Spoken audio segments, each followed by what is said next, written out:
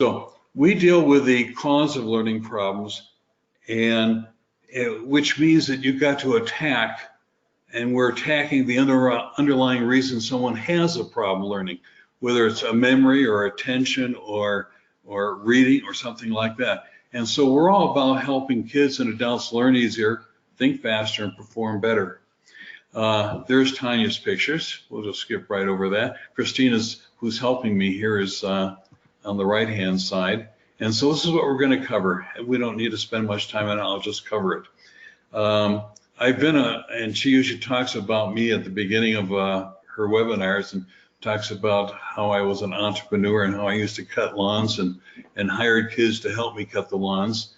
Then became an eye doctor, and I started preschools and schools and learning centers and lots of other things. And back in the 80s, I started a vision improvement program, which really dealt with visual processing skills. And I had some 300 to 400 doctors. I trained them in the program. They were doing this program throughout the country. As a result of that, I wasn't really happy with the results we got, even though they were better than almost every program, but they really didn't affect reading, which was one of the things I had the greatest concern about.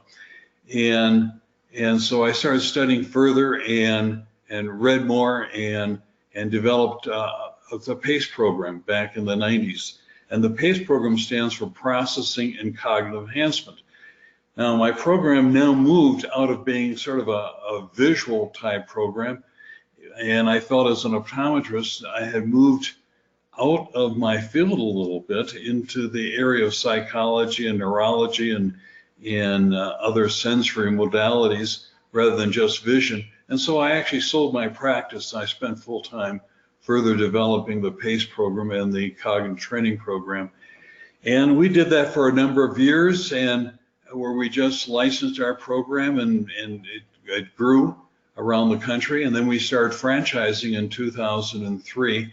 And then we started working with people overseas in 2009. We have 2 books out. One book is The Purpose-Directed Business, that is sort of a guideline of how to start a business and what to look in a business and how to set up policies and strategies and making sure you're profitable. The other book has to do with the type of training we're doing, the underlying cognitive skills and how to train those, and what science says about that. Here are some of the locations we're located in the United States, and here's some locations we're located throughout the world. I don't have, you've got my notes on the other side here. Good, thank you. But I'm just going to look at this. I'll come to it if I need it. Cognitive skills, we can break down into four key areas. And it includes attention, processing speed, how quickly we can do something, working memory, how well we can hold maybe a telephone number in our head until we call it, logic and reasoning, how well we think and resolve and solve problems. Auditory processing, which is totally critical for reading, is the ability to blend sounds and segment sounds and analyze sounds.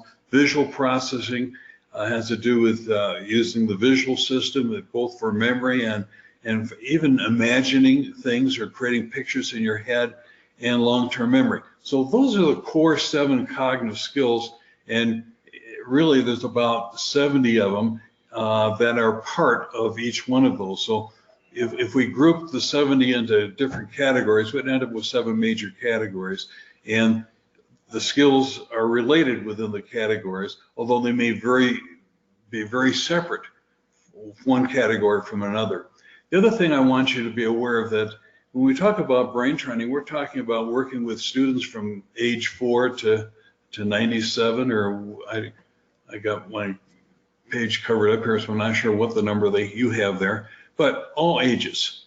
And that's one of the nice things about what we do. We're working with kids of all ages, and adults of all ages and senior citizens, but we're also dealing with multiple types of problems. It's not just reading or math or having a struggle learning in school. but we work with Alzheimer's, we work with traumatic brain injury, we work with a great variety of people that where they're just not mentally functioning as well as they could and should.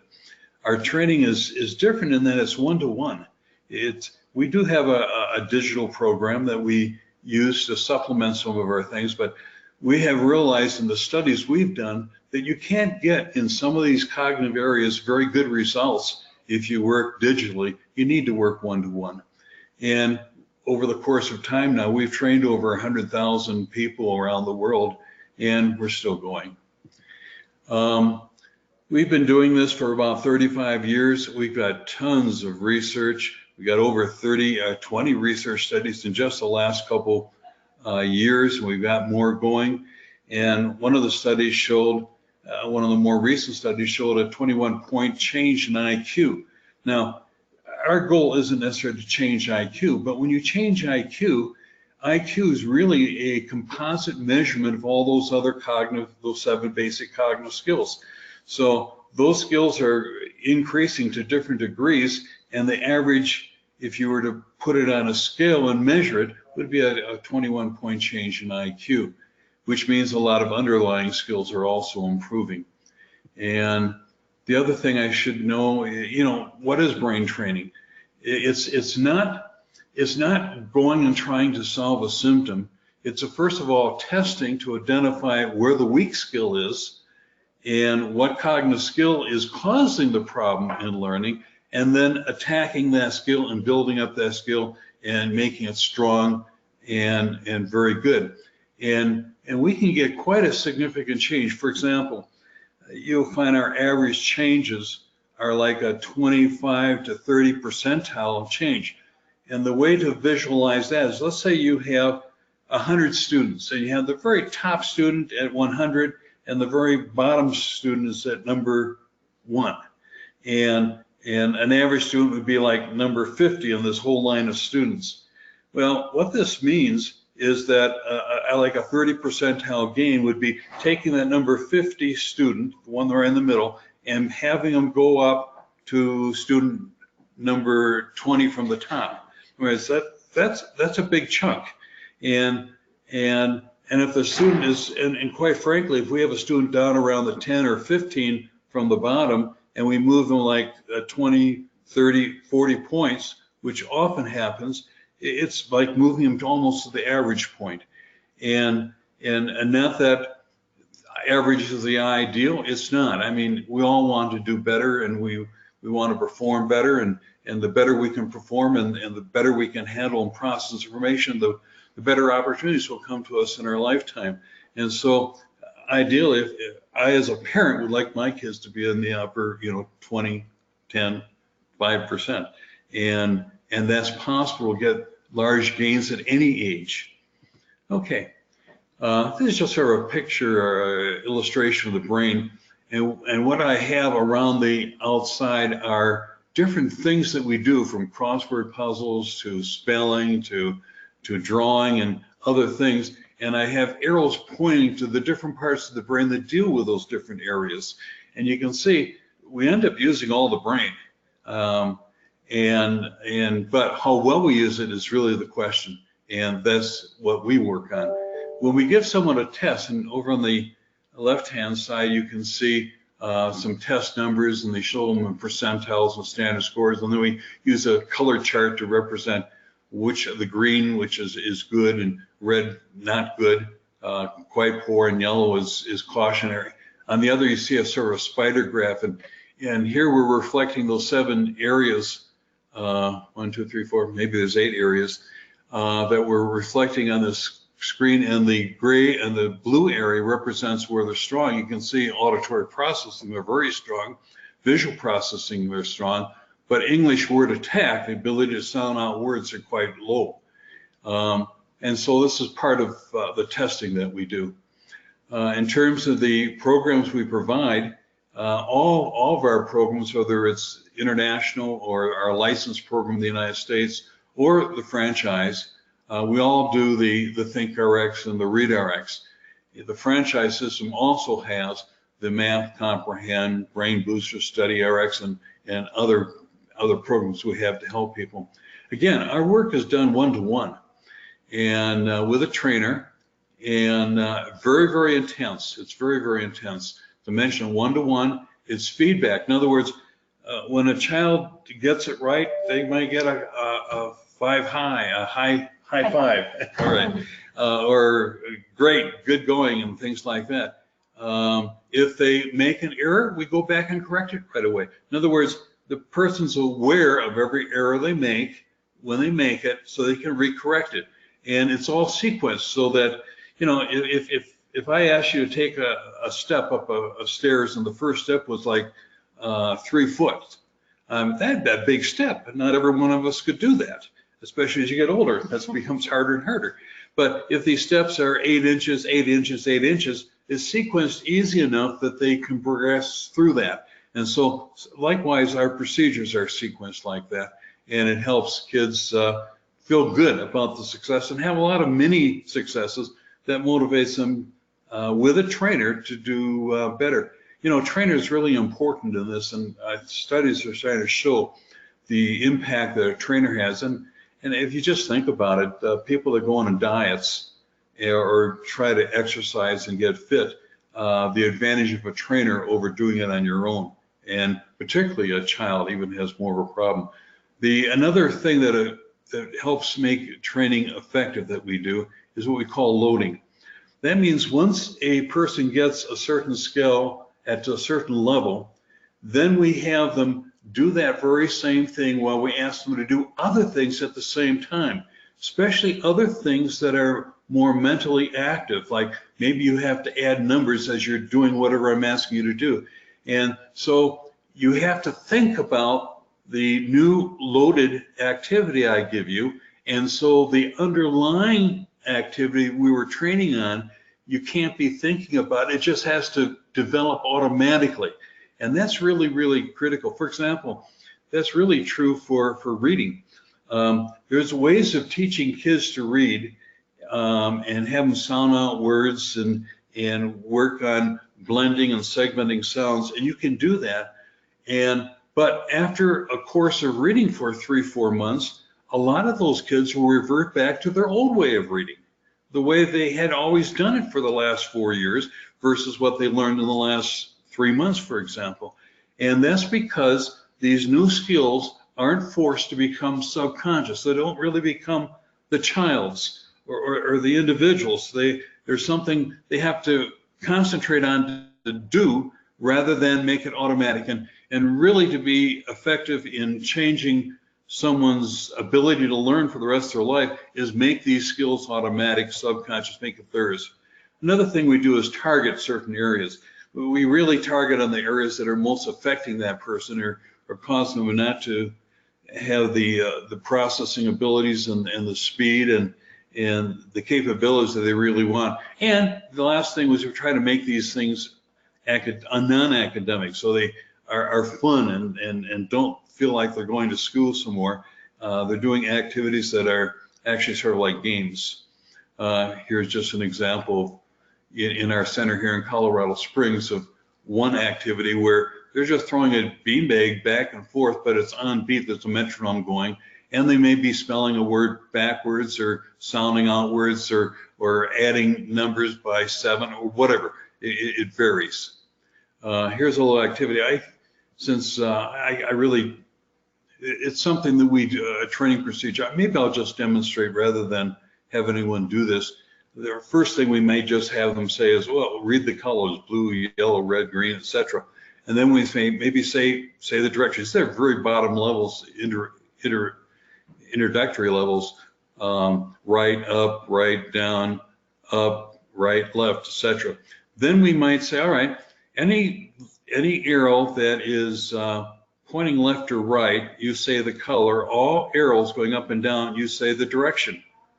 All right, so if I'm saying for left and right, I'm saying the color, and up and down, I'm saying the direction. It would be then, what I say, it's the color for left and right. So I'd be blue, up, whoop, you're gonna put me on the spot here. Blue, up, red, blue, up, red, down, up, yellow, blue, woo, blue, oh boy. All right, you can see it can get pretty difficult. Here's another type of procedure. This is one where we flash up a number, and there's 9 places, and you have to look at it, and then I take it away, and then you have to repeat where it is. For example, reading off the columns left to right, top to bottom. Whoop, did I forget what they were? I think it was 2 blank, blank, blank, 4 blank, blank, 3 blank. Let's see. Was I right? You were right. Yeah. Oh, good. Here's another one. And so these are exercises. For example, maybe this one, if you want to try it at home, you might just try this. Look at that. I'm going to take it away, and I want you to give those nine spots left to right, up to down, but add a 4 to every single number. Go. Blank, 9, blank, blank. Ooh, was that a 6? Oop, no, blank, 6, blank, blank, 11. Well, that's just an example of procedures.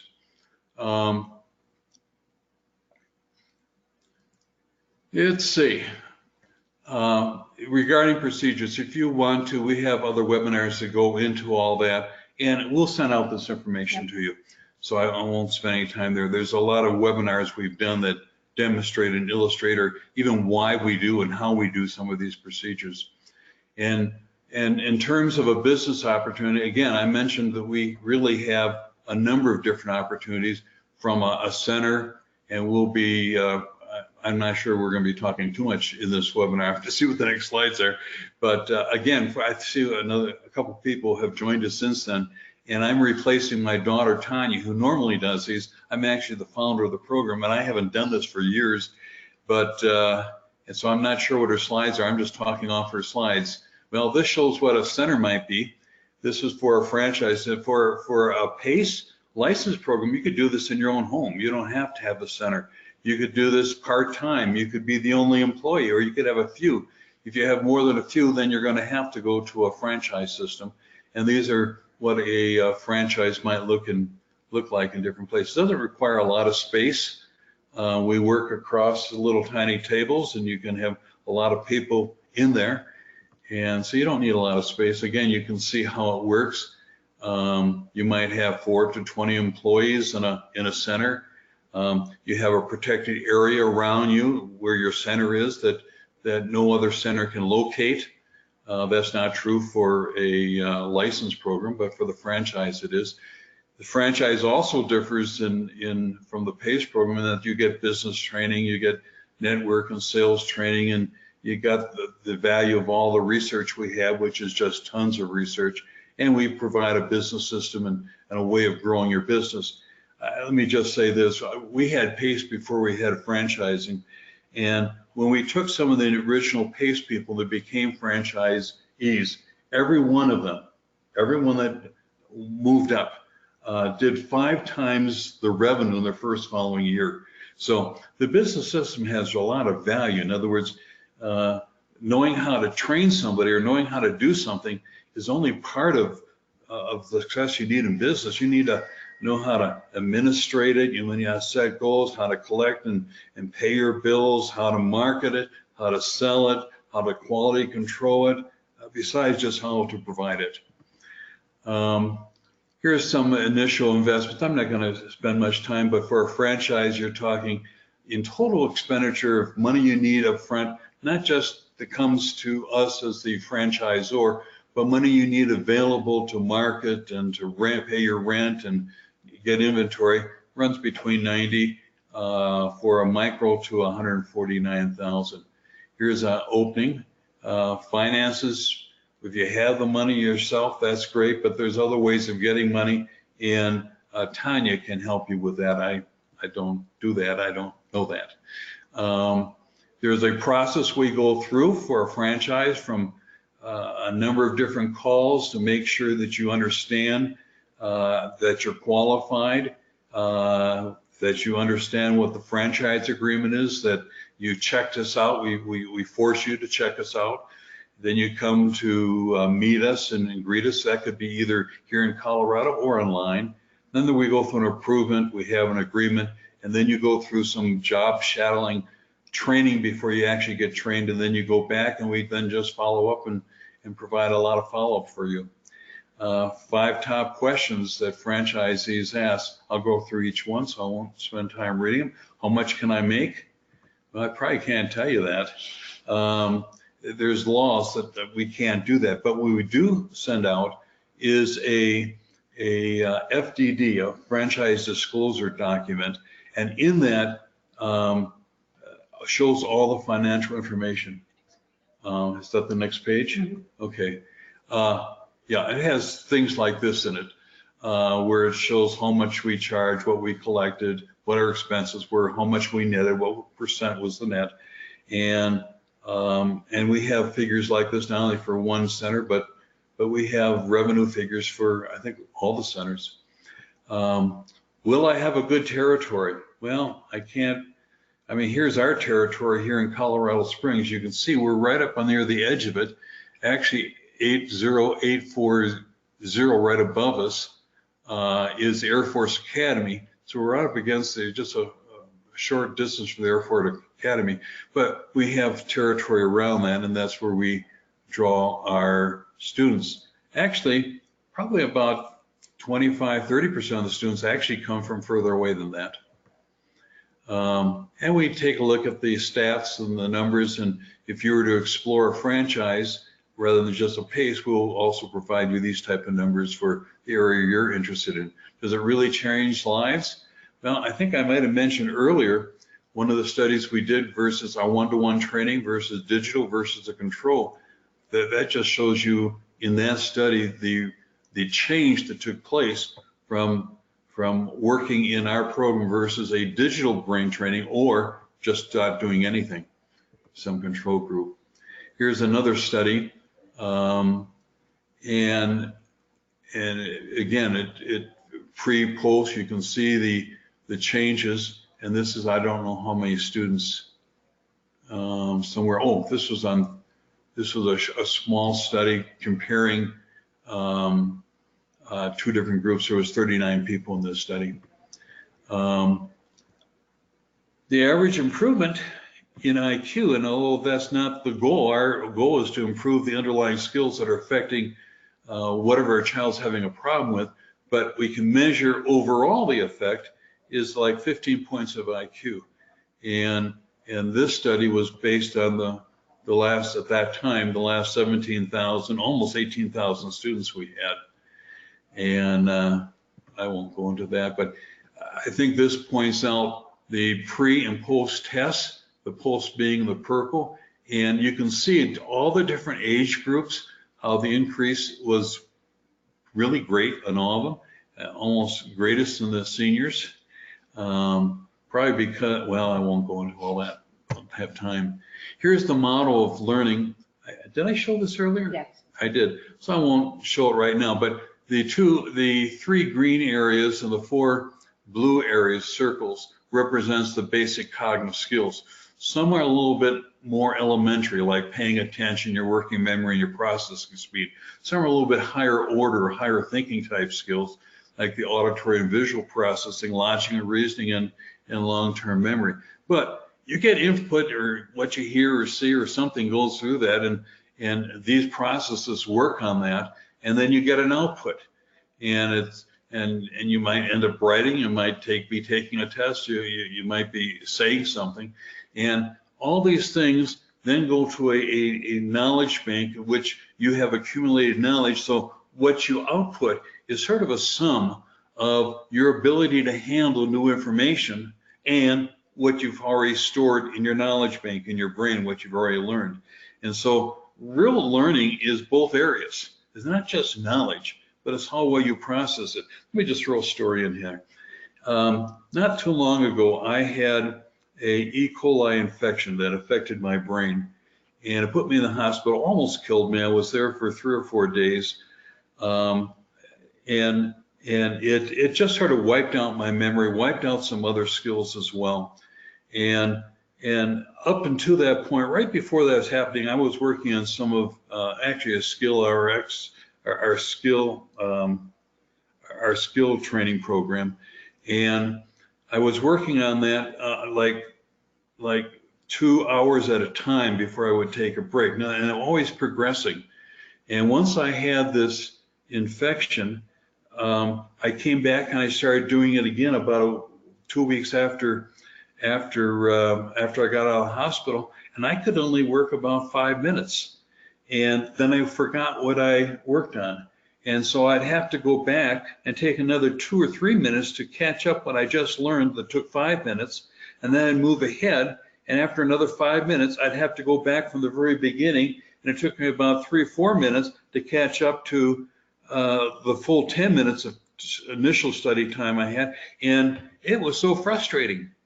We tested myself at that point, and I was functioning like at a 15th percentile level, which is a whole lot less than where I normally function. It was very, very frustrating. And so I didn't even actually go through my program, which I could have done right at that moment. I did finally go through it, but I really wanted to see how much of this would come back on itself, by itself. And so I just kept working and trying to work on the projects I was working on. It was so frustrating. I never realized how frustrating it was to be operating on the 15 percentile level. And yet there's 15% of our students operate at that level, or even at 25%. There's 25 that operate in that level or less. And it's such a handicap not to have good cognitive skills. Finally, my daughter forced me to go through my own program. I graduated myself a number of times because I'm anxious to move ahead and apply what's going on. But so she put me back in a few more times. And, you know, it's fun, but at my age, it's not maybe as much fun, but it helped. And even though as I'm doing this presentation, I'm not quite back where I used to be, but at least I can talk and push some buttons and move these slides. Anyways, a little side story. This is an interesting slide. You know, a lot of people have reading problems, which we refer to as dyslexia. And a lot of times we think, well, it's just an auditory processing problem. If you correct the auditory processing problem, you will solve it. And it's true, 80% of everyone with a reading problem or dyslexia has a significant auditory processing problem, and that's the underlying basic cause of the reading problem. But this study we've done shows there's 2 other areas that are also really low with these kids. One has to do with long-term memory, the other one has to do with processing speed. And so if I went through a program, I won't name them, but all they do is work on auditory processing and nothing on the other skill areas, I'm now only resolving one deficiency and not the other deficiencies. And so I'm not getting a whole program, and I'm going to have some problems after I complete that program in implementing that program at the speed I operate that program and even remembering what I all learned. And so it's important that all these skills be looked at and you get results. That's why our results are so fantastic. I mean, I can honestly say they're unmatched. We look at studies all the time. I don't see anything that even comes close to what well, in some particular skill areas, it may come close. In fact, maybe even beat me in one area, but not all 7 areas. And anyways, here's hyperactivity, attention problems. And you can see that these kids don't just have an attention problem, but look at the long-term memory problems. Look at this processing speed. And this is on how many? Oh, 5,000 people we looked at these results on. And so there's a lot more deficiencies than just the one you're seeing. The other ones are adding to it. You may not see it as easily as what you see in terms of attention. Autism, same thing. You can see, and also this not only shows where they started, but also shows the type of results they got, and they're pretty significant. Traumatic brain injury, same type of thing. Long-term memory is really affected a whole lot. Short-term memory is too. I don't see, where do we have that? Where is that? Short-term memory, working memory? It doesn't show as much on this. Okay, the question people say, does the brain really change? You know, we can test it on tests, but that's not inside the brain. We can test on a piece of paper and we can see performance and ability to process is improved a lot, but the brain really, does the brain really change? Well, I'm just going to show you some slides of brains changing. Here's Here's one of a 50-year-old man. Now, if you look on the right-hand side, you will see by itself what the brain image ought to look like. You see, and look, it's particularly the orangish red areas. And there should be one at the very top, one near the back, and two on the side near the back. That's what it should look like. And what you see on the top one is what it was like prior to training and then what it was like after training. You can see it's much more like an ideal. And then the bottom one as well, another type of student, and the pre and the post. And so we don't do this with every student. We do this as studies, but we're actually seeing changes in the brain, and that's neat. And in fact, we have set up a whole group, and we pay researchers full time to research our program, analyze our results, and keep our program on the cutting edge and making it better and better. People rate reviews. We love them. We get an average of 4.9. On another scale, it's 9.54 or something out of 10. We get great reviews. We really, and we get them because we make changes. Whoop, did I skip something? Oh, that was sort of the satisfaction. There's the 9.6 I was referring to. And by the way, we don't get that, you know, a lot of, on a side, I work with a organization most of you have in your town where I help analyze businesses. And when I go in there, I often look and say, what kind of reports are you getting back? And a lot of people now are trying to get feedback from the clients or the customers they've worked with. And I'm seeing these feedbacks. They're getting like a 7 or 8 or 8.5 results, but you know they're getting them on only about 20% or even less than 20% of the people they ask.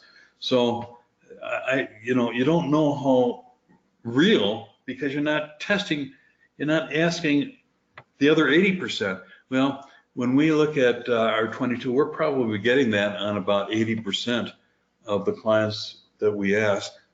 Those are the average ratings. Anyway, another question regarding franchising, but this also deals a little bit with the license programs we have. Do you get good support?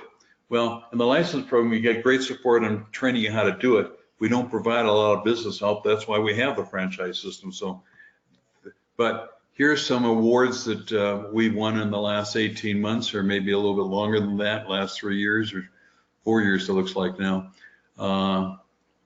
And so we keep receiving awards for the type of help we get. We question our providers in terms of almost every single year in terms of the quality of how we are as the home office and helping them, etc. And we get nice scores. How do we support? Well, again, the franchise system gets just tons of support. I don't know if anyone's ever complained about our support. On the license program, we've never not supported anybody, but we don't have the masses much because it's not really part of the agreement. If a doctor wants to put our program into his practice, I mean, he has his own way of running his business, the way he does it, and so he doesn't have to run it the way we do. Or if you're a tutoring center and you want to add a PACE to it, the brain training component to it, you've got your own system for running it, and you run it your way, and we're not going to force you to change the way you run your business, although I think the way we do it is pretty good. We have marketing tools and ideas and scripts and things for you to do to get the word out. Will I be successful as a business owner? Boy, I don't know. I'd like to say all you have to do is sell the product, but there's a lot of other things that are critical to being successful. Here's some factors I would say are pretty important. How well you can get out to your community, how well you can explain what the situation is with the child and what the type of answers they need, whether you even enjoy working with them, whether you take, starting a business is being a risk taker. If you want a safe way of living, don't start a business.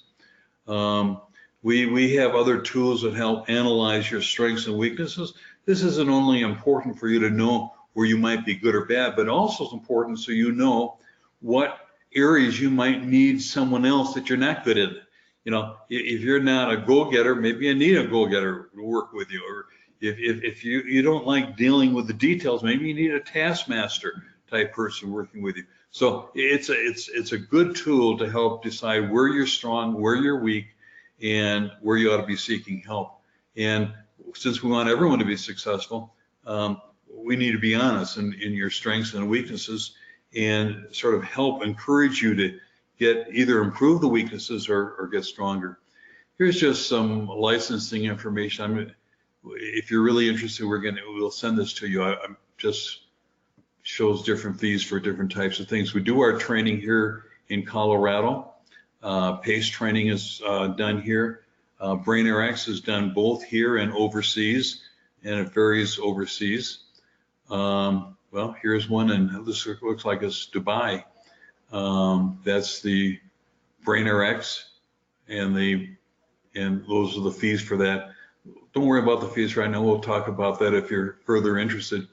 Next steps, though, for you is you might just want to jot that number down, 719-350-5550, and call us. Either you talk to Christina or you talk to Tanya, and they will explore a little bit with you what you're interested in, send you some information.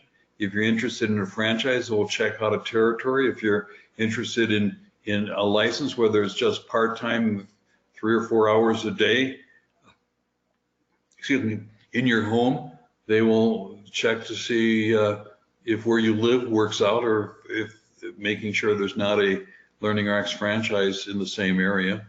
They'll give you a personality profile to help you know your strengths, and we got a whole lot of things we want you to go through, because really 2 things. We want you to be successful, but we also want to make sure that you have a good chance of succeeding, because we're putting so much time and energy and work to help you initially, and we want to make sure that there's a good return on our efforts as well. So the first step is to call that number. And let's see, here's just some more awards. I think maybe, oh, this is an interesting picture. I don't know what Tanya said about it, but you can see how physical training can take that person from one point to the other. I think that woman went through yoga or something, and that's the way she changed as before and after. And here's someone in a wheelchair. I think this was probably months after his accident, and the second picture is him today. Actually, not only did he have physical therapy, but he went through brain training. So he's one of our brain training people. And actually did not do brain training till a number of years after he had the injury. And what a marvelous difference. He actually wrote a book. I don't remember the name of it. Vital Connections. Vital Connections. And the connections must be the brain connections he's talking about. Good. Just in terms of the market, brain training is new. And it's just starting to become accepted. I mean, when I first started, even in special education, it was about 60% of the special educators in the area that I live right now, in a study I did, indicated they did not think the cognitive skills could be better, or the kid could be smarter. And that was people in the field of special education. Well, the methods we have now are so much different. The changes we get are so much radically different. I mean, I'm talking about, maybe 8, 9, 10 times greater than back when I first started in this. I mean, we're getting really big changes. So really big things can happen now. And so the whole thing is a really growing business in an industry. And one of the nice things, there's a book out called The Red Ocean, Blue Ocean, something like that. And the red ocean is everyone kind of fighting, and the sharks are attacking, and it's sort of a bloody mess because the competition is so great. Versus the blue ocean, where you're maybe not known or people even don't know about it, but you're not fighting so much competition. And so one thing I want you to consider, if you've been even thinking about tutoring, is look for just slightly different thing than tutoring, maybe brain training, and where we have such a upside in just a lack of competition. You know, some more journals and articles we've been in, some of our franchisees. I think I'm all done with it. So I don't know how you normally close these things, Christina, but our number has been up there. I think the best thing for you to do is we're going to send everyone who's on this some information, but why not call? You use that number. I don't have it on my page anymore. I could go up quickly and find it maybe, but I don't find it. But give us a call and let's start the process of working with you and exploring with you. We don't push anybody into this. Only those that really want and it's a good fit for do we continue working with. And maybe we'll have other suggestions of other things you can seek. But give us a call. Let us see if we can help you. And if this is something that would be right up your alley and something that's a good fit, we'd love to work with you and hope to see you someday. Thank you.